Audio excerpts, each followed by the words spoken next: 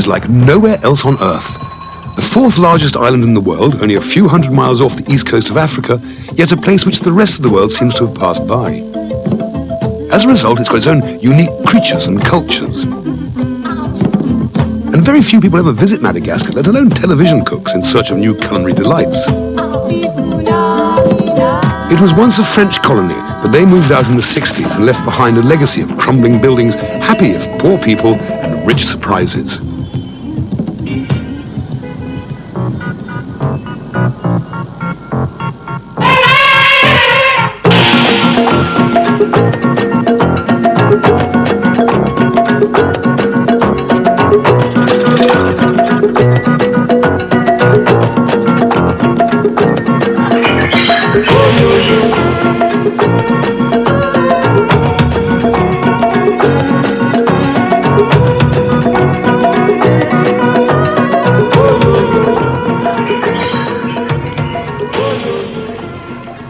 Madagascar may be twice the size of Great Britain, but it feels like a small tropical island. It's got a population of 12 million, and at first sight it seems that they all live in the capital, Antananarivo.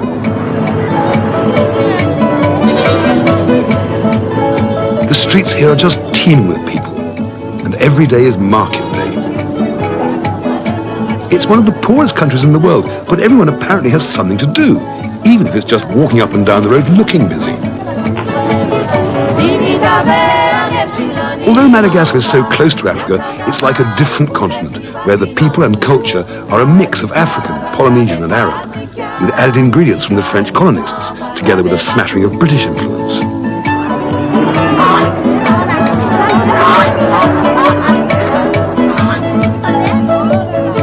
Life in Madagascar seems to centre around buying things and selling things, anything, and the marketplace is the hub of the capital.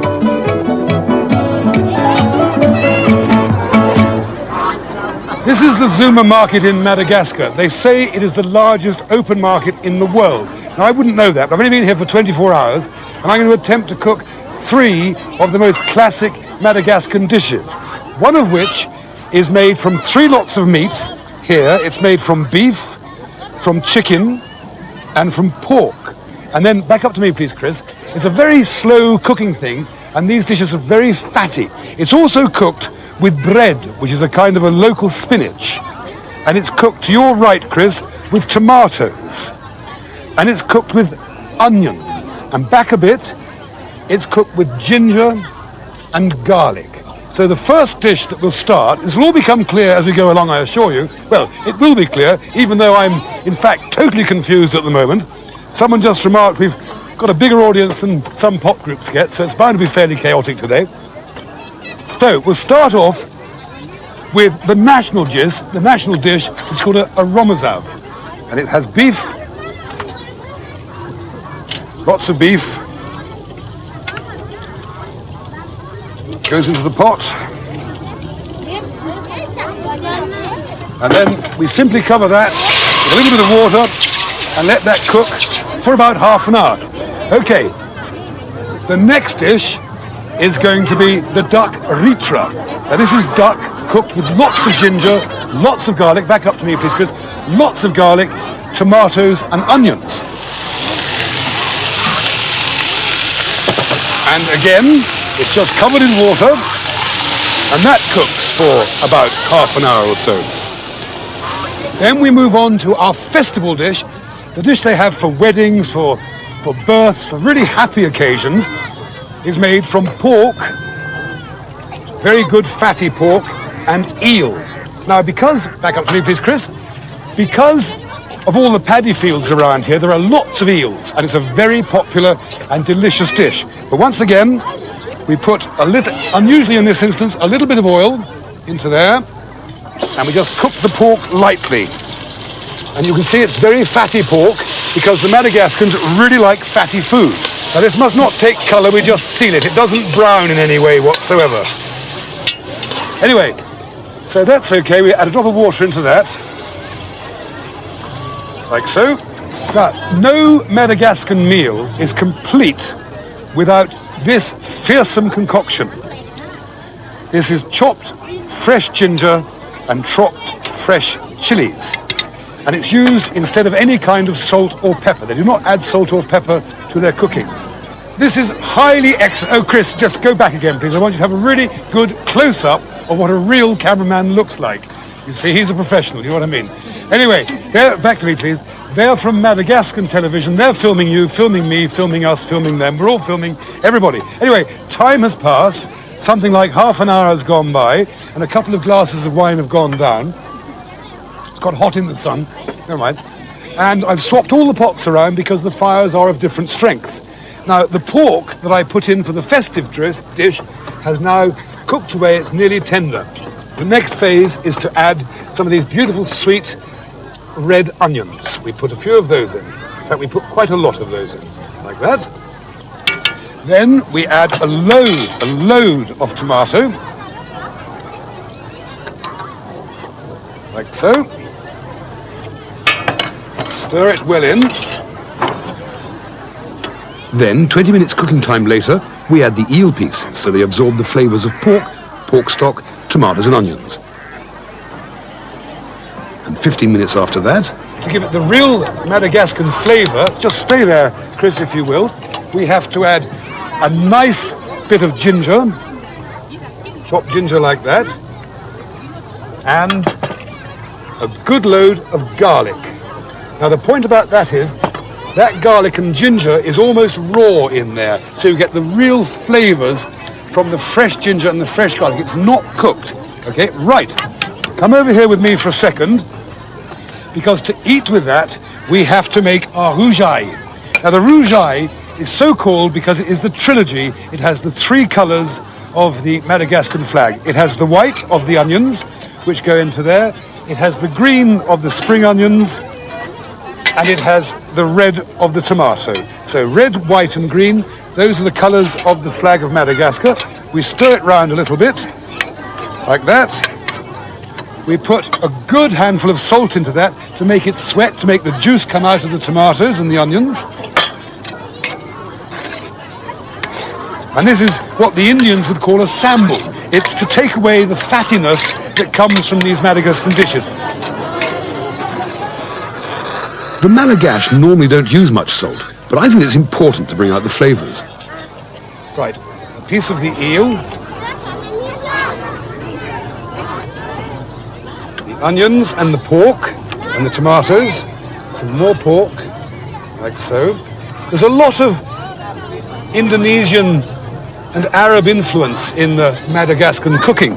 Then we garnish that with some of this wonderful rouge d'ail. That's to take away the fattiness. I'll place it down there.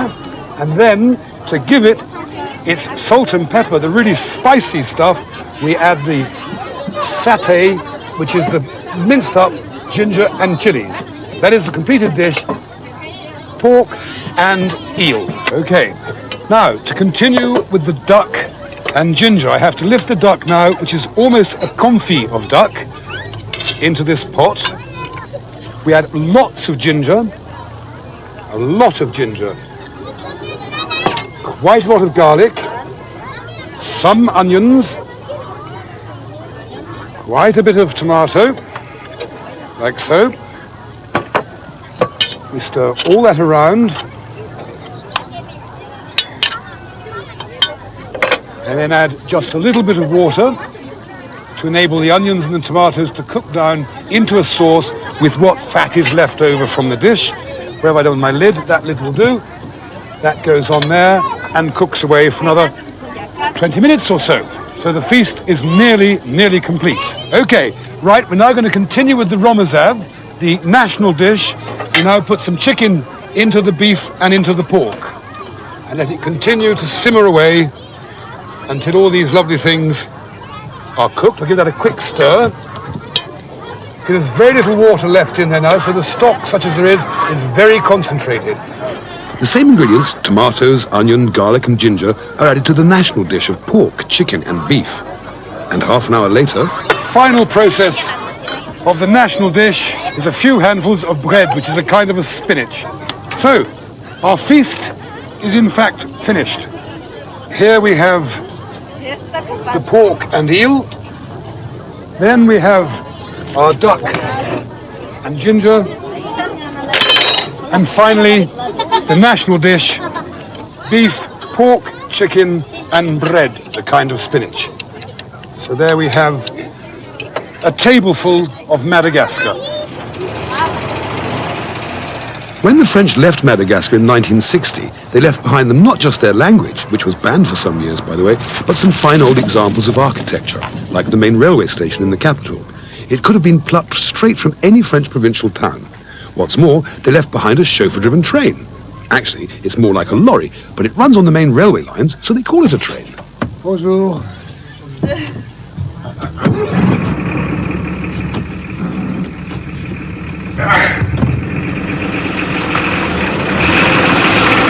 The Michelin train was born of an idea by that well-known traveller and gourmet André Michelin, who, back in 1929, was on a train journey from Paris to Cannes with his son Edward. André got fed up with the noise of metal wheels on metal rails and asked his son to investigate the idea of trains running on rubber wheels. It worked, and in 1932, 2 of these remarkable trains were put into service in Madagascar, where, subject to the occasional breakdown and puncture, they're still running today.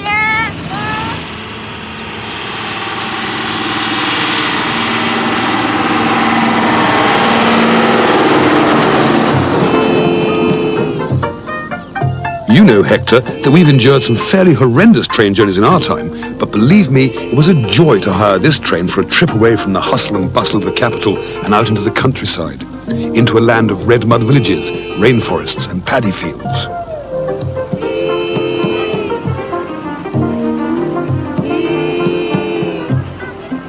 After a hard day's hot air ballooning or whitewater rafting, or indeed travelling in a curious rubber-tired train up the Madagascar mountains, and at the same time trying to make a television programme on very limited resources, there's nothing nicer than to come home to a nourishing bowl of soup. So, Chris, if you could stand up without falling over in this wobbly bit, here are the ingredients: some diced chicken, some rice, some chopped onion, lots and lots of lovely sliced ginger, some parsley, some thyme, some coriander, and just back here, an onion stuck with cloves for added flavour, and right at the back here, at the end, we'll finish it off with some lemon juice. So the first thing we pop in is our chicken pieces. There's a piece of the carcass in there to give us more flavour in terms of stock. Chicken pieces go in. The chopped onion goes in. Then a handful or so of parsley. And finally, an onion laden like a mine with cloves. Then a handful of thyme, and we cook that for a couple of hours. Then we add a handful of ginger and let it warm through so that the ginger remains crisp. Add coriander and some lemon and lime juice and a couple of ladles of cooked rice. This makes a superb dish for a train journey. This part of the island is the Central Plateau. It's about 1,400 meters above sea level and was, not so long ago, covered in lush vegetation. But most of the Malagasy people live here, and as a result, vast acres of forest have disappeared.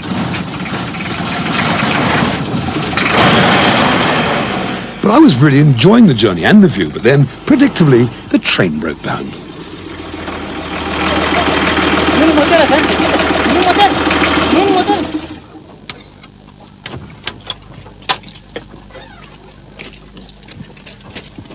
Qu'est-ce que se passe là? Il y a une panne moteur, quoi. Moteur est en panne? Oui. Oh putain. This is actually real.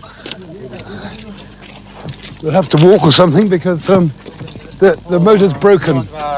So can you get them out? We'll take the cooking stuff down and we'll do it further down the track. Wherever I am in the world, it always seems to end up with people gazing into dead engines with puzzled expressions on their faces. Yeah. Talk about being trying to organise a brewery. While I and a trusty collection of helpers attempt to make the best of things and trudge off into the distance to prepare something to eat. Happily, today's little mishap occurred in one of the most beautiful parts of the island. So, undaunted, we unloaded the train, lit my trusty charcoal stove, set up a kitchen, and prepared a picnic under the hot afternoon sun. And for starters, my chicken and ginger soup. Mixed juice. Right. Too much ginger and not enough salt. Can't win them all, can we? Anyway, Chris, this one is for you, because you've had such a hard time on this shoot. You don't eat meat. I thought I'd make for you the classic spicy salad. Let's spin round the ingredients so you know how to make it when you get home, if you get home. Grated carrot, green beans and cabbage, curry powder, ginger, garlic, onions, mustard seed and a few peanuts. And the first thing we do, pop a bit of oil and wine vinegar into the bowl, sprinkle in a little bit of curry powder, like so. A little bit of ginger, not too much ginger because I've already OD'd on the ginger fairly seriously. Fair bit of garlic, some nicely chopped onion, a couple of mustard seeds. They're very fine, so I haven't ground them, like so. And then into this, we tip our grated vegetables, very simply. And we turn all these lovely spices and herbs into that. Give it a really good mixing. And finally, because there grow so many of them here, toss in a couple of peanuts in one final mix. So that's going to be for you in a minute after we've cooked another dish, especially for you. There's one here, however, that is not for you. Would you like to have a look at it? Here they make the most wonderful smoked duck breast. And they also have the most wonderful mangoes. So I made a little salad of that, actually Scott did. Then I made a dressing of oil, vinegar, little pieces of lime, coriander, a bit of garlic, a bit of ginger, and also the red peppercorns which grow here in profusion in Madagascar. So we put a bit of that over there like that. A little bit around the mango. I don't think that's odd because in Thailand, for example, mango is served with hot dried chilies as a little cooling afternoon snack by roadside vendors. Now, what we have to do for you is make you a rice stir-fry, because you've been so good refusing to eat zebu and crocodile and stuff like that. I thought I would attempt using this mighty wok. Let's hope it gets hot fairly quickly. First thing we'll do is not put vinegar in, we'll put some oil in. And then, because I'm in a bit of a rush, move some of those things very quickly there and bring up the next lot of ingredients for you, which is rice, the local spinach which is known as bread, tomatoes, the leaves of the local spinach, some green peppers, and would you believe, for a change, some more ginger. The first thing we do is put some onion in. A little bit of garlic. How much do you like garlic and ginger? That's good. He nodded. Yes, excellent. Then some ginger. Then we'll pop in a couple of whole tomatoes or tomato pieces. Some stalks of spinach. And we'll add some green peppers. Some leaves of the spinach. A little bit of rice.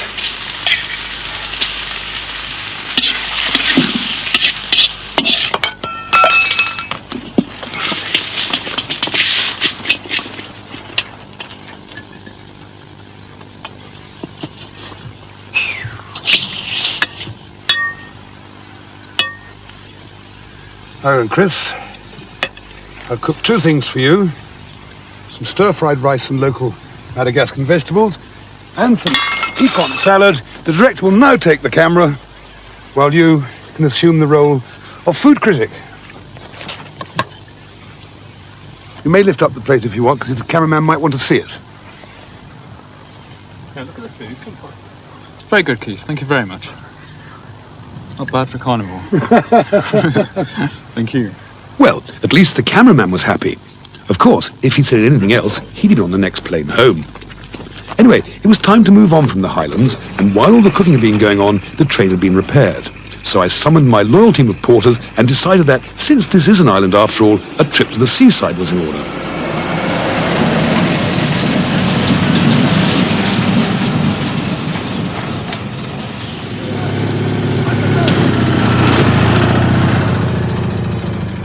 Many islands like this one have been swamped by tourism, and villages like this have been razed to the ground and replaced with smart hotels and resorts. But this is Madagascar, and so far it remains comparatively undiscovered. In smart holiday resorts, the locals are wheeled in for the benefit of the tourists to show them how life used to be. But here, it's for real, and the fishermen of Majunga on the northwest coast of Madagascar live and work today just as they've done for centuries.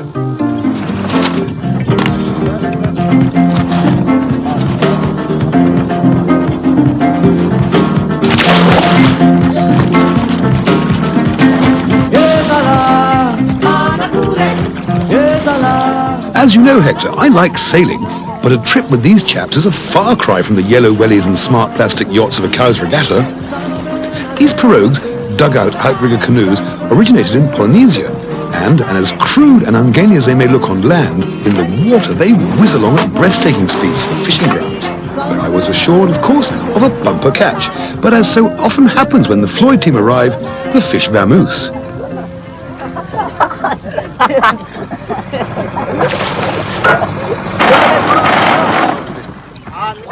Well, they say things go wrong in threes: a busted train, no fish, and a broken boat.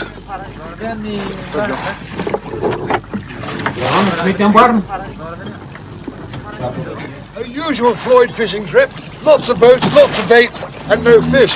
But to make matters even more fun, the crew support boat, from where they film and everything, has broken its prop shaft. So this ancient sort of proa is going to tow them back to harbour, and if they don't behave properly, I can quite easily slash the line and lead them to float away to Kingdom Come. So we're back in the bar for a pasty. It was hot. It was a real touch of the boy stood on the burning deck stuff. But never mind, 2 hours later, we were back ashore, tired and hungry. From For Whom the Bell Tolls to The Old Man of the Sea, I have been a fan of Ernest Hemingway, but I've never been able to make it quite to Cuba. But if you're a fan of Hemingway and you like rum and you like fine women and good food and a risky lifestyle, then Madagascar is the place for you.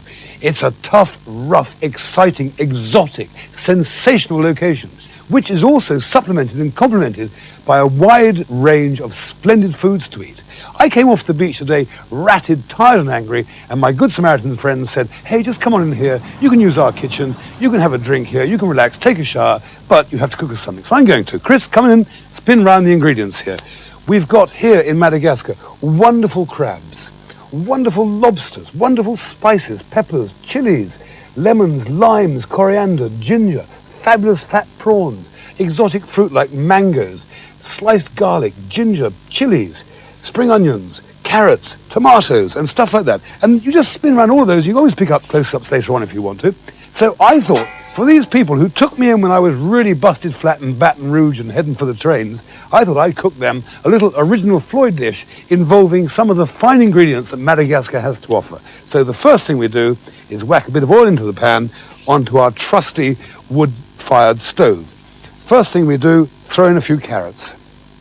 No big deal to that. While they're just settling down and feeling very happy, I'll have another swig of pasties. And of course, the sundowner here in this part of the world is the most important event of the day. Okay, we get up at 4 o'clock in the morning, but the most important thing is to have one of these around about 6 o'clock as the sun crashes into the ocean. So, carrots are in. That's good. And they're sizzling.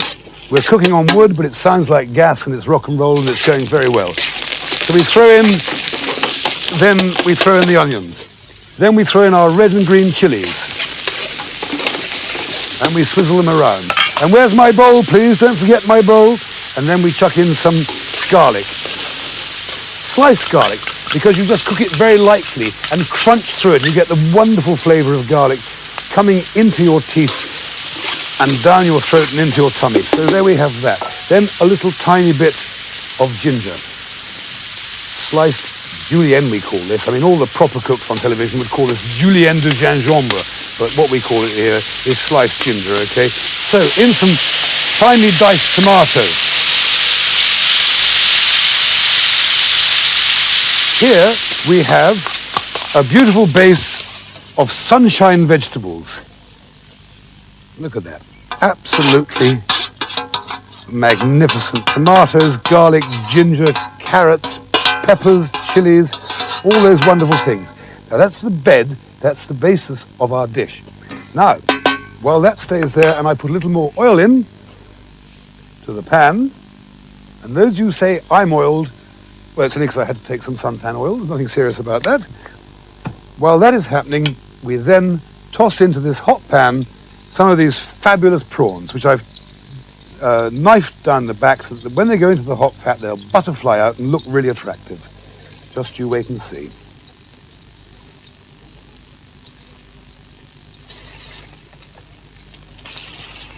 Now these luscious lumps of crustacea will go a vermilion red, and they'll be just very slightly raw on the inside because they've got such a good flavour that you don't want to overcook them.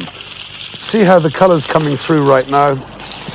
This is the colour of Madagascar, l'île rouge, the red island. Fly over it, walk over it, and you will see the colours of the land, the terracotta, the red, the bleeding sun is the colour of these prawns that are cooking in the pan right now.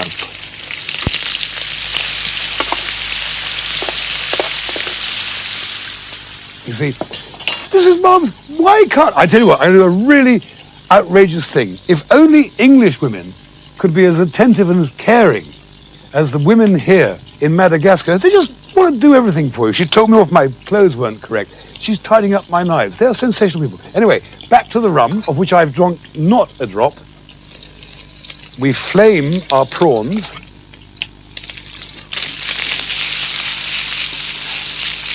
With a little rum and with a little more ginger and the exquisite fruit, the mango, tossed with the prawns.